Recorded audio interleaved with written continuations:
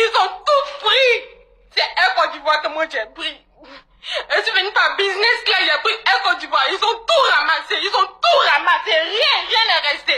Le seul truc qu'ils ont laissé là, c'est ça. Voilà le cas de cette femme qui a mis pas loin de 10 millions en valeur bijoux dans son bagage en soute.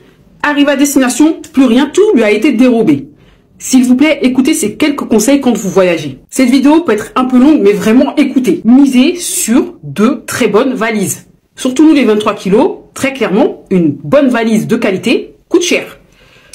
Examinez-la quand vous l'achetez. Regardez bien les coutures. Regardez bien comment elle est faite, la rigidité, etc., etc. Parce qu'une valise bas de gamme, clairement, avec ces instruments-là, vous l'ouvrez en 30 secondes. Hein. N'hésitez pas à utiliser des sangles à code ou tout simplement filmer vos valises quand vous savez qu'il y a des choses importantes dedans en fait. Une fois que vous arrivez à votre destination et que vous attendez vos bagages au niveau du tapis, ne quittez jamais l'aéroport sans avoir bien vérifié qu'il n'y a aucun pet sur votre valise. C'est-à-dire pas de casse, pas de cadenas qui a disparu, pas de fermeture ouverte, pas de poignée manquante. Car c'est à ce moment-là qu'il faut faire votre plainte. Dès que vous voyez qu'il y a la moindre anomalie, vous courez direction la banque d'accueil de votre compagnie aérienne. Là aussi, c'est important de bien choisir la compagnie avec laquelle vous voyagez. Dans certaines destinations, il vaut mieux pas prendre de risques. Prenez les compagnies qui ont pignon sur rue. On ne met pas tout dans un bagage en soute. Et c'est bien pour ça qu'on a un bagage cabine. Justement pour y mettre les choses précieuses que l'on garde près de soi. Là, on parle de bijoux. Mais moi-même, erreur de débutant, lors d'un voyage professionnel, j'ai mis des documents dans mon bagage en soute. Une fois arrivé à destination, ma valise est perdue.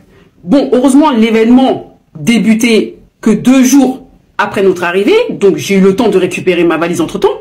Mais imaginez-vous, c'est quand même des documents professionnels, confidentiels, qui se baladaient dans la nature. Vous voyez, ça ne change rien au problème de cette femme, mais sachez que si vous voyagez avec beaucoup de bijoux de valeur, une très grosse somme d'argent ou des biens en quantité, vous êtes tenu de le déclarer à la douane, car une fois arrivé au pays de destination, vous n'êtes pas à l'abri d'un contrôle. Et si vous n'êtes pas en règle, eh bien, on pourrait très bien vous accuser de revente, recel, blanchiment ou que sais-je. Et là, vous serez confronté à de très lourdes peines. Je revenais du Sénégal, accompagné de mon fils de 5 ans à l'époque. J'ai 4 bagages de 23 kilos, plus 2 petites valises à main. Ils m'ont repéré et ils m'ont dit, madame, contrôle. J'ai dû ouvrir toutes mes valises et là, ils ont vu qu'il y avait pas loin d'une trentaine d'ensembles de complets. Et ils m'ont dit, mais attendez, qu'est-ce que vous faites avec autant de vêtements, patali patala. Et je leur ai expliqué que je préparais un mariage et que c'était des uniformes pour mes cousines, ma famille, etc., etc. Enfin bref. Bon, ils m'ont laissé passer, mais m'ont bien fait comprendre que c'est pas comme ça la vie en fait. Si vous partez en vacances ou même en voyage d'affaires et qu'il n'y a pas d'impératif, je ne sais pas, type mariage, baptême, gros événements qui vous imposent d'avoir un petit peu de bijoux de valeur, ok?